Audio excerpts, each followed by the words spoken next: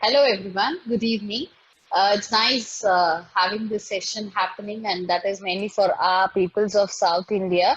And to about start about with Emoto, myself Yasmin Jawahar Ali, CEO of Emoto Electric Mobility. What Emoto Electric Mobility is all about is the manufacture of three-wheeler auto rickshaws. So first, let's start the topic with the electric vehicle industry in India. Why electric vehicles? That is the main question, which is much asked by all of us. Why there is a conversion to the electric vehicles? First of all, what we are facing now is the pollution levels, high pollution levels, global warming, and there was a recent climate action meeting happened in UK and UN and with all the countries. These countries had a conclusion of bringing up electric vehicles just to save our mother earth from pollution, various pollutions like air pollution, noise pollution, and various other pollutions too. If you take India, 30 years before, the Indian climate and all those conditions were extremely too good, and these conditions were actually favoring us. But after 30 years now, in 2020, and if you say it in 2018, 2019, and 2020, these conditions of climate has changed drastically. We have experienced lots of temperature rise in the normal days, as well as we have extensive rains, as well as we have many collapses happening due to natural disasters, etc. So all these are the result of the unstable level of pollution in India. So that is where the need of electric vehicles started. The pollutions are caused due to many factors. One of the factors is the transportation.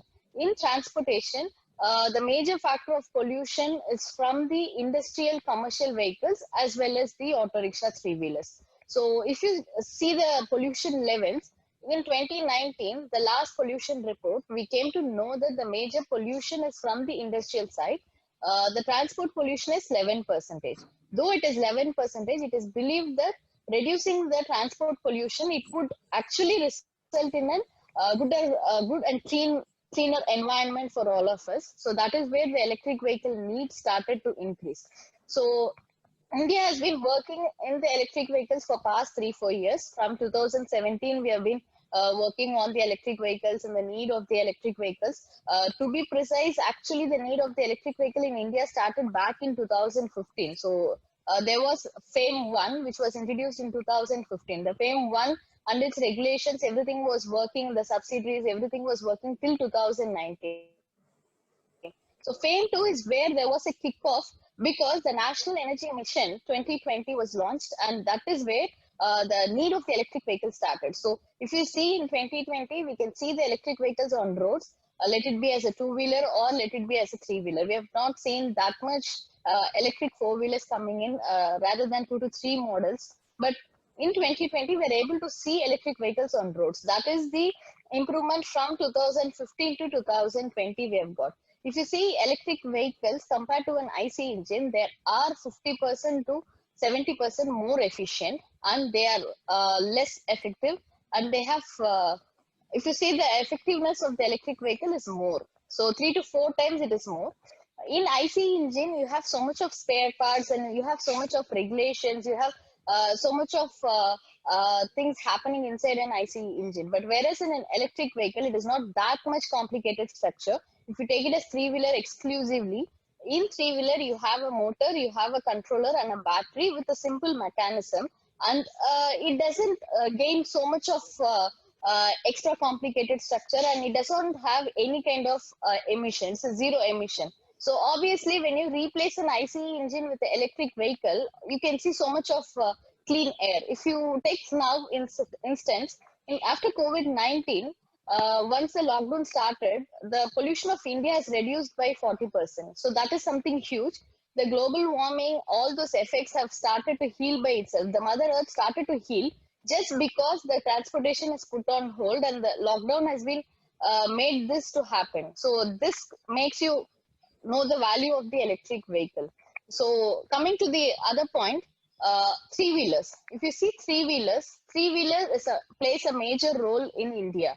If we take it in Chennai, we have around 1 lakh three wheelers running on road every day. And in Tamil Nadu, we have around 10 lakh auto rickshaws. If you take it in India, we have 1 crore auto rickshaws, which is unbelievable. And three-wheeler is not only the asset of India. Three-wheeler is running in 70 countries. All these 70 countries having three-wheeler in larger number, and that is one of the second mass transport in most of the countries. So this three-wheeler market is an huge commercial market. For example, one of the player in India, who is the major largest manufacturer of three-wheeler, sells 780,000 vehicles per year alone. So just think of one vehicle causes you an CO2 emission of 410. So for 780,000 vehicles, you can't even imagine how much disaster has been made and how much emission has been made. We all have been breathing the same kind of an CO2 filled up air. So that is where everybody believes that need of the electric vehicle is more important. So that is where the journey of the electric vehicle starts from 2015. So now in 2020, EESL, that is the Energy Efficiency Service Limited, has planned along with the government, central government, to purchase 10,000 vehicles. The government themselves are going to purchase 10,000 vehicles, and they're going to bring up the need of electric vehicle is so important. That's why the smart mobility projects are happening, and that is why we are able to see so much of investments pumping in into the electrical industry. So in 2020 alone, the major investments have been pumped into the energy service sectors and clean energy related companies and the smart mobility solution companies. So coming to three-wheeler, three-wheeler has two types of sectors. One is L4 category and other one is L5 category vehicle. The L4 category vehicle is simply an asymmetrical structure motorcycle with a side wheel. So that is what is basically. And L4 category is also called as e-rickshaws. E-rickshaws you can majorly see in New Delhi and NCR, New Delhi, NCR, all those kind of regions in North India. If you see L5 category is an symmetrical structure, and it's a proper three-wheeler like how we have an IC engine vehicle. So L4 and L5 are the two categories of three-wheelers we have as of now, and the L4 doesn't need any kind of registrations or anything, and it is not for a commercial purpose. An L5 category vehicle is for a commercial purpose, and it can be used for commercial purpose of goods as well as for the passengers. So we ourselves, Emoto, are the India's first RI approved vehicle. RI approval for various other vehicles are not available, and we ourselves are the first RI retrofitted vehicle. So what is retrofit? We know about L4, L5 now, and we know about ICE, but what is retrofitment? See, already we have so much of existing vehicles which is causing a huge pollution. So introducing a new vehicle will not be a solution, and that is not going to solve the purpose at all. So in that instance, what would be the solution to immediately resolve the existing thing which is happening, the existing number of vehicles? That is where Emoto came up with retrofitment. Back in 2017, we came up with retrofitted solution. A retrofitted solution is simply like taking your ICE engine and just converting the engine replaced with battery, motor, and controllers, just converting the existing vehicle. So we are into a mission of converting 4,000 electric vehicles, 4,000 ICE three-wheelers, that is 20 years old. From 2000, we can convert the entire vehicle to an electric. So let it be 2000 registered vehicle, let it be 20 years old vehicle also. We can just convert it to a new vehicle. That is where the major revolution happened. And back in 2019, our Honorable CM have launched a retrofitted electric solution, and we have also are into an initiative of bringing 4,000 electric retrofitted autos in Chennai alone. So you can just imagine, just because of introducing 4,000 autos, we are able to equivalently get the goodness of planting 116 million trees. You can't even imagine that. Just planting the trees just to get rid of pollution will not be immediate solution, because a tree to attain its proper thing will take for 20 years, whereas just replacing your vehicle with the electric will instantly impact the environment around, and we ourselves can see how the nature is clear, and how we are able to feel the difference, and how we are able to get the mother earth back to its form. So that's how the major thing started. And these electric vehicle should also have certain regulations to be followed. For example, FAME 2 has so much of regulations that has been given directly to the manufacturers to follow it. For example, we have three-wheelers which can only use LFP batteries and lithium-ion batteries, not LTO. There are three types of batteries currently in the market. In Indian market, it is LFP and normal lithium ion, not LTO batteries. LTO batteries have still not arrived to India, and we are already lagging 5 years than the international EV market. But still, the LTO batteries is still under the discussion by the government. Still, central government has not given approval for the LTO batteries to get into India because it has its own effects. So these LFP batteries and the lithium ion batteries are the major which is used now in the industry. And these LFP batteries will have two types of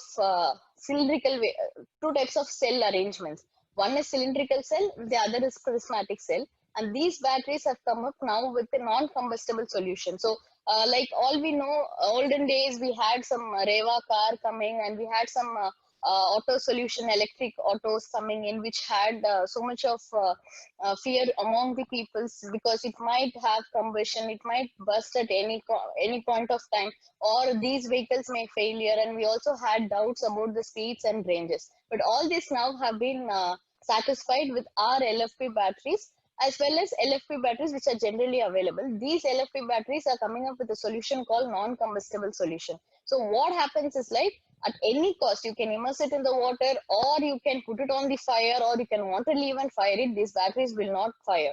These batteries will obviously just emit some smoke, that's all, and nothing is going to happen. So this makes sure the safety of public is very well assured in these electric vehicles. In these electric vehicle market, we have around various OEMs who are working for the e-rickshaws, but not the L5 categories. This working on L5 category is something which is much more important and much more needed now. EESL is going to purchase about 10,000 vehicles now in 2020, might be by 2020 and 2021. Because of COVID, it has gone delayed. So they are going to purchase 10,000 vehicles, which is actually indirectly saying us that 1 lakh employment opportunities readily available in the market. So only electric is the future, electric vehicle and the blooming of the industry is the future.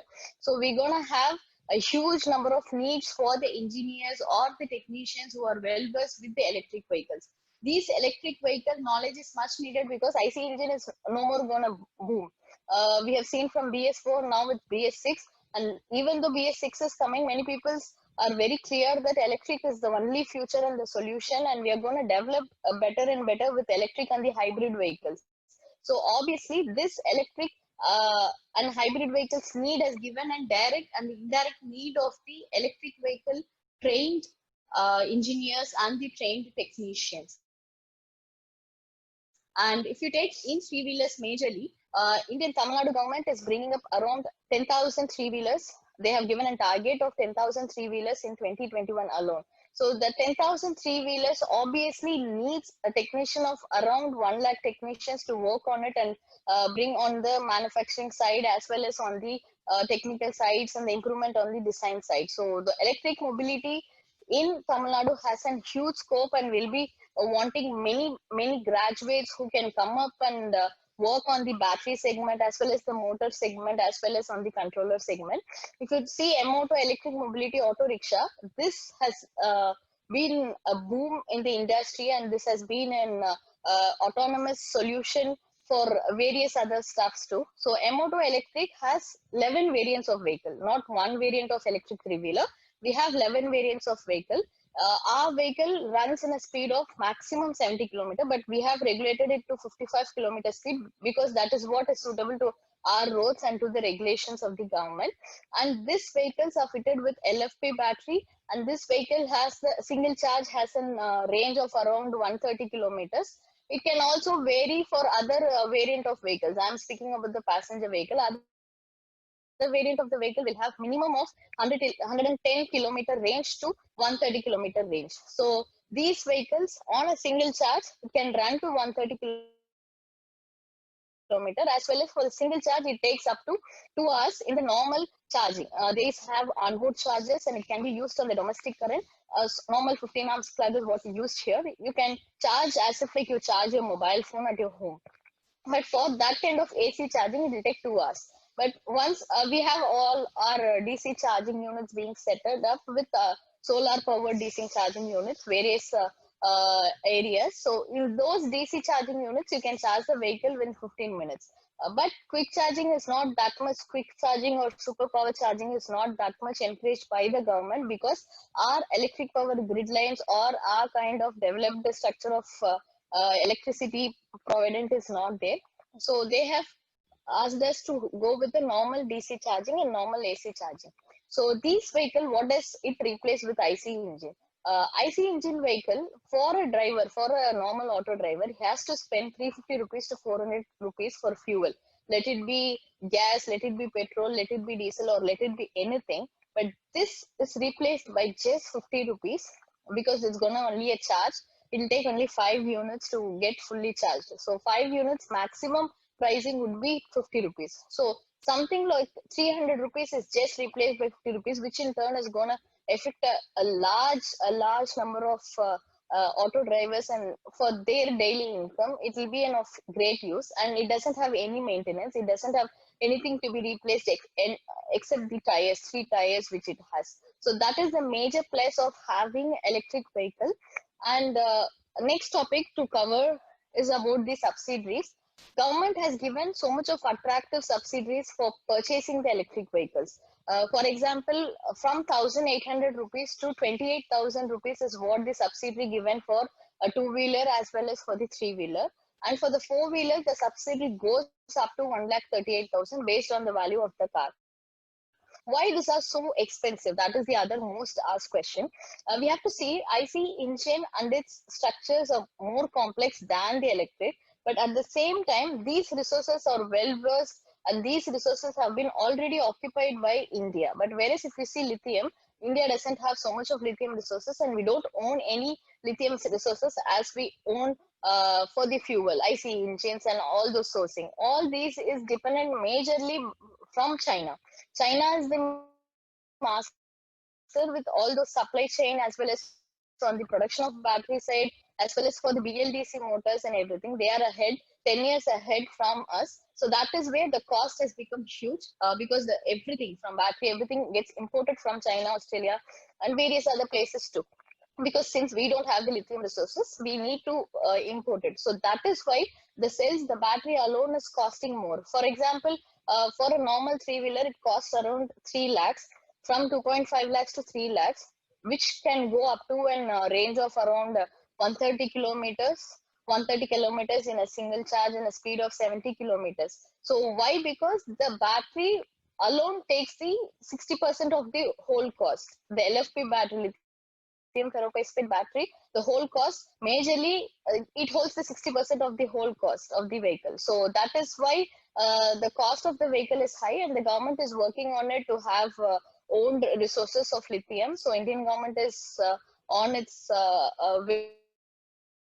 way to get the resources, own resources, and to have all those supply chain made in India, rather than importing it from China or from Australia or from various other countries.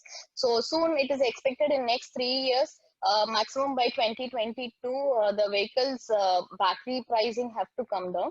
And again, we have a new rule that vehicle with the battery need not to be sold. The vehicle alone can be sold, and the battery can be on a rental basis or can be on a leasing basis. So government is so much providing so much of favor and the importance to the electric vehicle. That is where youngsters should understand that there is a need of youngsters to learn about electric vehicle, because we peoples have been taught about ICE, we peoples have been taught about AC, DC current, but not exactly more about the battery segment or more about the electric vehicle segment. I'm able to see so much of graduates approaching us, but whereas they have very nil knowledge, though they do 2 degrees or 3 degrees, but still they have very basic nil knowledge about the electric vehicle. So that is where the need employment opportunities available. Only thing is we need the exact trained graduates who can just handle and work on the manufacturing of the electric vehicles. So that's going to be the future, and this is the this segment, electric segment, is the major need now. So youngsters should start working on the electric vehicles, and they should understand why there is so much of subsidies available, why so much of investments available, and why this is much more important now, why the entire ICE is converting to the EV industry. So once they know about it, obviously the need of EV will be very known, and EV is going to be a boom market. They have targeted to have at least $140 million worth infra for the charging alone. So you can't just imagine how much funds will be pumped in just to provide the infrastructure which is suitable for the EV. If we at least replace 2 lakh vehicles, at least 2 lakh three-wheelers in India with EV three-wheeler, obviously that's going to help us to reduce 20 to 30% of the pollution in a single year, which is something that is unimaginable. So we request everybody to just know and understand about the EV vehicles, and the engineers, like let it be mechanical engineers or any electrical engineers, they have a biggest scope in this industry. So that is what I wanted to say from myself. And we as Emoto, having an variants of 11 vehicles, anytime anybody who wish to contact us or who wish to see us, our plans, and who wish to see the manufacturing, they can see the vehicles and the manufacturing type, and they can understand what is electric vehicles three-wheeler industry is all about. Thank you. If you have any questionnaire answers, we can go for it. Yes, ma'am. The first question to you is, it's a very major question in many people's mind. Is India really ready for electric vehicles? And how the auto segment will react to this initiative? Your thoughts on that, ma'am? Yes, yes, of course, India is ready, because as far as my perspective, we are already late in this race of EV industry, because already outside India, China has the infrastructure done for 3 4 years back, and we have United Nations which has the proper infrastructure. Actually, we are actually lagging in the race, and if we have been more proactive and we've been doing all this 3 years before, now, by now we have reduced the pollution. We might have actually saved us from various other effects from the pollution. For example, if you see in the three-wheeler industry, we had some R&D happening for the driver's behavior. You can see the driver doesn't behave much well. They are so much irritated. They have so much irritation within them. We never know what is the reason why the auto driver Anna is always much irritated. To be open, we always think why he always bees on a ruder side. So when we had some kind of research happening for past a year, we came to understand that that is because of the noise he's hearing every time. For just for us, for half an hour riding in an auto rickshaw, you might feel the noise is heavy and too much for us to handle. Whereas for auto drivers, whole lifetime for 20 30 years, he's hearing the same noise, and his mental behavior from first to now has slowly changed just because of the irritation caused due to the noise pollution. So that is a simple thing which makes you understand that the need of electric vehicle is more, and we are already ready for the electric vehicles need. If you see in North India, might be South India, we are slowly coming up with the infrastructures and we are slowly building up the charging points. But if you see in North India, like Delhi, Mumbai, they are very well ready. They are very well already. They have around 4,000 e-rickshaws running all over. They have normal L5 category vehicles of around 1,000 running here and there, and they have the last mile connectivity. What is lagging in India is last mile connectivity. For anybody who has an office anywhere in the center of the city, or who has to travel from the outside city, they have the urban transport, they have the normal transport, public domestic transport, but that doesn't connect them. The last mile connectivity is what missing. So when it is replaced by e-rickshaws or replaced by three-wheelers, electric three-wheelers, obviously the last mile connectivity will be succeeded, and we are ready for the electric vehicle market, because we need an alternative from which reduces the fuel cost. Fuel cost is the biggest burden to all the middle class now. If you see any middle class family, they have every day running for their fuel cost. Every day morning, they have a tension of grabbing 100 rupees, 200 rupees from the parent youngsters, or anyone, any middle class, they have the tension of having the fuel cost. And the fuel cost has been rising drastically from 56 rupees back in 2014 to 70 plus rupees now is like something very huge, and for a normal middle class to handle is not possible.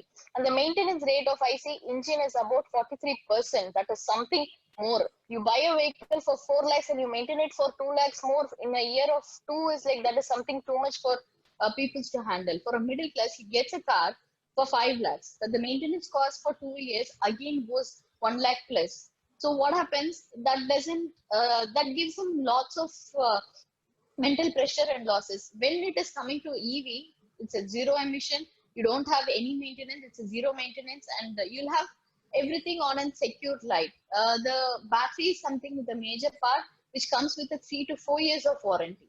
So for a middle class, having a single vehicle for 4 years with a warranty with the zero maintenance is something biggest asset. So that is where we are already ready. The charging points are getting ready. Even Tamil Nadu is going to have 4,000 plus EV three wheelers with 400 charging points, which will be there everywhere in public. So even we have colorful subsidies from the government, and this all puts a need of EV to boom in India now. Ma'am, definitely you would have faced many challenges. So, what could you elaborate on some of the challenges the EV vehicle manufacturers are facing? Yeah, manufacturers' major challenges we don't have EV proper technicians and graduates in India. That is the major challenge. The resource to make the EV vehicle is much more important. As you know, scalability is the biggest strength for the manufacturer. He has to scale from number 1 to 10 to 100 to 1,000. When he scales, he needs the same number of human power resource also. But whereas in EV industry, we don't find the proper technician. We have a very less number of technicians. That is the biggest struggle we Emoto ourselves face. We have to pull in somebody from North. If you take specifically South India, specifically Tamil Nadu, we are just lagging a lot where we don't even have 10% of the graduates who are very well versed with the EV industry or the training which they have to undergo with the battery management or the BMS system or the CAN system. All these are like very less knowledge known by the graduates who are readily available in the market. So in the market, we find very hard for the resource, human resource, power resource for the technician is what the first challenge we would face. The second challenge was the EV policies in the each state were like little delayed. From 2017, we had EV policies slowly being launched by each government. So that is where each EV policies were different. From state to state, it was different. So manufacturer to handle a specific kind of a specific kind of direction was not that given properly, and still we are lagging in the EV policies, whereas charging infrastructure side is not that much concentrated. Only it is concentrated towards the batteries and towards the vehicles. Even batteries on a second preference, only the vehicle. But in the EV industry, charging infra should be given a much more concentration. Charging infra should be given much more subsidiary, and batteries should be given much more subsidiary. So that is where we need changes in the policy side. The third would be the supply chain. Supply chain for a EV manufacturer is not that great. That too after COVID, after having an kind of break in the supply chain from China, all the manufacturers, not ourselves, we all the manufacturers face lots of issues. First would be the resources. We need resources. We need youngsters who after even finishing 12th graduate, they can just get into the battery management and they have a really big scope. Not alone in India. Uh, to your knowledge, there is a fact of jobs wanted for EV industry more like 1 lakh plus jobs. High standard, like for example, CEOs for the electric companies are needed. Even for the CEOs of electric companies are needed. 1 lakh plus jobs every day are being boomed into the online market. So we need so much of technicians for EV now. That is what right now we need a lot. Wonderful, ma'am. Last question, ma'am. A direct question from one of the participants. Let us say there's a trained person in electric vehicle, like that is giving a trained person. Yeah. Do you have job opportunities currently in your organization, ma'am? Yeah, Emoto has a huge number of job opportunities. Why? Because Emoto is actually spreading its fleet. Emoto three wheeler is giving up all the dealerships, and we have planned to come up with 50 number of dealers in less than next 3 to 4 months.